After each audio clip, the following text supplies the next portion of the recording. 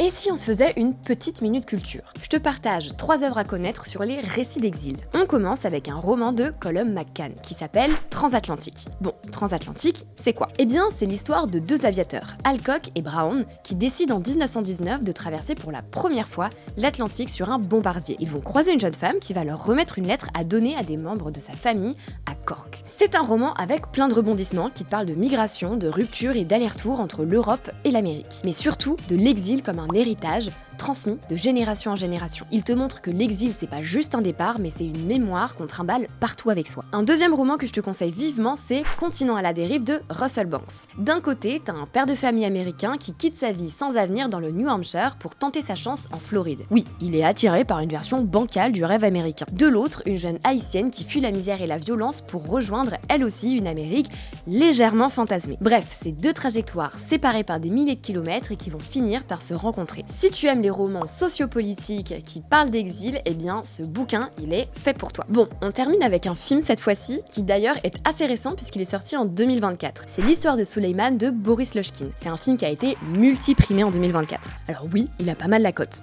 mais c'est mérité. Bon, ce film il parle de quoi? Il nous parle d'un homme, Suleiman, qui prépare son entretien pour l'OFPRA. En gros, l'organisme qui décide de son avenir. Il doit raconter son histoire et prouver qu'elle est crédible. C'est vraiment un film qui te plonge dans l'envers du décor des récits d'exil où la survie passe ici par les bons mots. Voilà, normalement avec tout ça, t'as de quoi occuper ton dimanche soir. N'hésite pas à me dire si tu connaissais certaines de ces œuvres et puis à partager les tiennes en commentaire.